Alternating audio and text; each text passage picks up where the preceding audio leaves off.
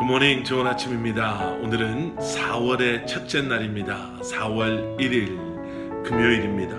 오늘도 말씀 앞에 나오셔서 말씀으로 하루를 시작하시는 여러분들을 우리 주님의 이름으로 축복하고 또 환영합니다.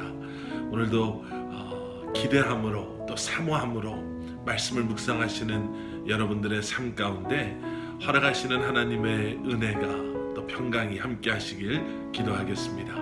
오늘 우리에게 주시는 하나님의 말씀은 에스라 1장 1절부터 11절까지의 말씀입니다. 에스라 1장 1절부터 11절까지 말씀, 우리 먼저 함께 말씀 보시고 또 말씀 나누도록 하겠습니다. 바사왕 고레스 원년에 여호와께서 예레미야의 입을 통하여 하신 말씀을 이루게 하시려고 바사왕 고레스의 마음을 감동시키심에 그가 온 나라에 공포도 하고 조소도 내려 이르되, 바사왕 고레스는 말하노니 하늘의 하나님 여호와께서 세상 모든 나라를 내게 주셨고 나에게 명령하사 유다 예루살렘의 성전을 건축하라 하셨나니 이스라엘의 하나님은 참 신이시라. 너희 중에 그의 백성된 자는 다 유다 예루살렘으로 올라가서 이스라엘의 하나님 여호와의 성전을 건축하라. 그는 예루살렘에 계신 하나님이시라. 그 남아있는 백성이 어느 곳에 머물러 살든지 그곳 사람들이 마땅히 은과 금과 그 밖의 물건과 짐승으로 도와주고 그 외에도 예루살렘에 세울 하나님의 성전을 위하여 예물을 기쁘게 드릴지니라 하였더라. 이에 유다와 베냐민 족장들과 제사장들과 레위 사람들과 그 마음이 하나님께 감동을 받고 올라가서 예루살렘의 여호와의 성전을 건축하고자 하는 자가 다 일어나니 그 사면 사람들이 은그릇과 금과 물품들과 짐승과 보물로 돕고 그 외에도 예물을 기쁘게 드렸더라. 고레스 왕이 또 여호와의 성전 그릇을 꺼내니 옛적에 느부갓네살이 예루살렘에서 옮겨다가 자기 신들의 신당에 두었던 것이라. 바사왕 고레스가 창고지기 미드르닷에게 명령하여 그 그릇들을 꺼내어 세어서 유다 총독 세스바살에게 넘겨주니 그 수는 금접시가 30개요 은접시가 1000개요 칼이 29개요 금대접이 30개요 그보다 못한 은대접이 410개요 그 밖에 그릇이 1000개이니 금, 은 그릇이 모두 5400개라. 사로잡힌 자를 바벨론에서 예루살렘으로 데리고 갈 때에 세비바살이 그 그릇들을 다 가지고 갔더라. 아멘. 아멘. 자, 오늘부터 저희는 에스라서의 말씀을 함께 묵상하게 됩니다.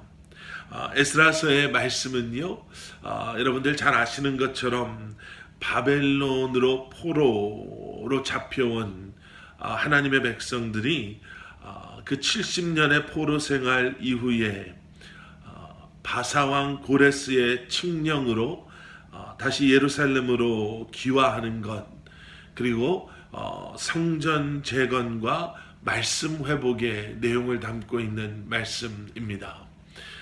우리가 함께 에스라서의 말씀을 함께 묵상하시면서 다시 주님께로 돌아가는 우리의 믿음이 또 열심히 회복되어지는, 성전이 재건된 것처럼 예배가 우리 안에서 새롭게 살아나는 역사들이 일어나고 말씀을 회복했던 그 이스라엘 백성들처럼 우리 안에 다시 한번 말씀 묵상의 뿌리가 깊이 자리 잡는 그러한 귀한 시간이 될 수 있기를 기도하겠습니다. 미국의 역사가 가운데요, 제임스 헨리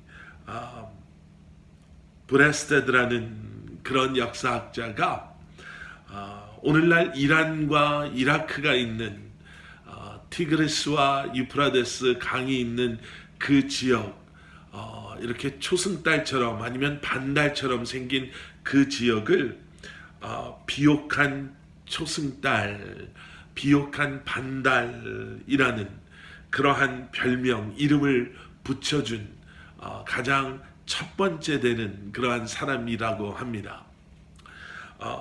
그 중동 지방 그 주변의 땅과는 달리 그 두 강으로 말미암아 중동 지방에서는 찾아볼 수 없을 정도로 아주 비옥한 기름진 그러한 땅이 바로 그 지역에 있었다라는 거죠.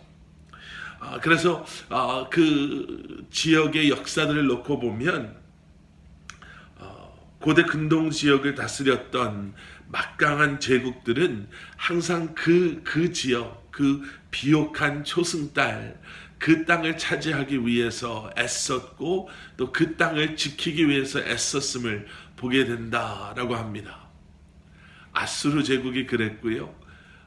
그리고 아수르 제국 뒤에 바벨론 제국, 또 바사라고 불렸던 페르시아 제국, 훗날에는 헬라, 또 로마도 마찬가지였습니다.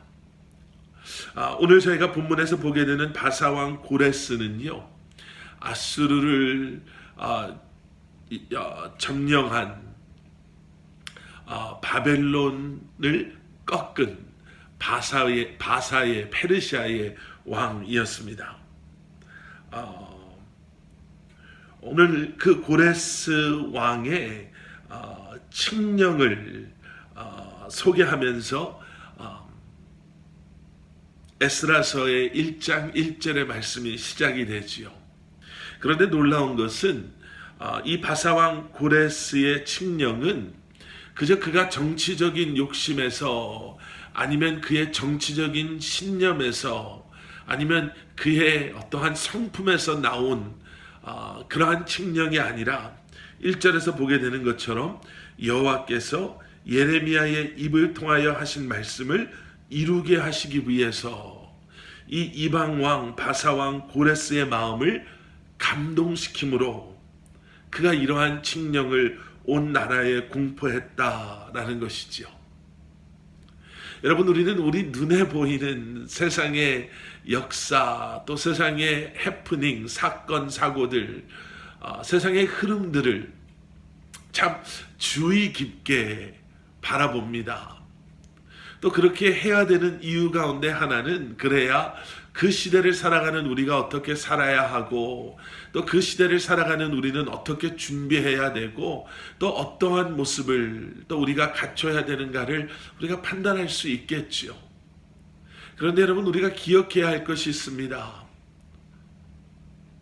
우리 하나님은 그저 교회 안에서 교회 다니는 사람들의 삶을 그저 교회 안에서 이루어지는 일들만을 관심 가지고 바라보시고 또 교회 안에서 또 교회 다니는 사람들의 삶만을 다스리시는 그러한 하나님이 아니시라.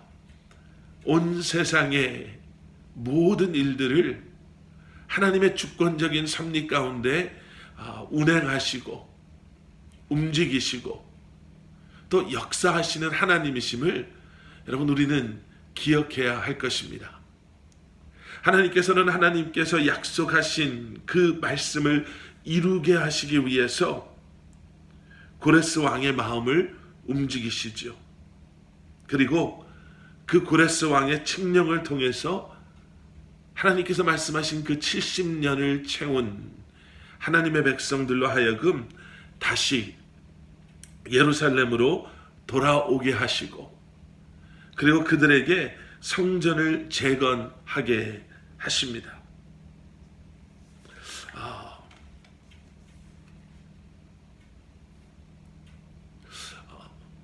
그리고 나서 고레스 왕의 행동을 보게 되면은요, 참 놀라운 일들이, 이해되지 않는 일들이 일어납니다. 그저 포로로 잡혀왔던 그러한 유다의 사람들을 돌려보내는 것뿐만 아니라 왕의 명령에 의해서 돌아가는 백성들에게 은과 금과 그 밖의 물건과 짐승으로 도와주라 라고 명령하고요. 또 예루살렘에 세울 하나님의 성전을 위하여 예물을 기쁘게 드려라 라고 명령합니다. 출애굽에서 나올 때의 모습과 어딘지 모르게 비슷한 것 같으면서도요, 또 어딘지 모르게 좀 달라 보이는 그러한 장면이 연출되는 겁니다. 여러분, 우리가 기억해야 될 것이 있습니다. 하나님의 계획하신 일들은, 하나님의 섭리는 분명히 이루어진다라는 사실이죠. 원치 않아서 뺏기든지 아니면 하나님께서 주시는 그 감동으로 기쁜 마음으로 드리든지, 하나님께서 허락하시고 계획하신 일들은 분명히 이루어짐을 우리는 오늘 말씀을 통해서 보게 됩니다. 그리고 오늘 말씀 7절 이하의 말씀을 보시면 고레스 왕이 또 명령하죠.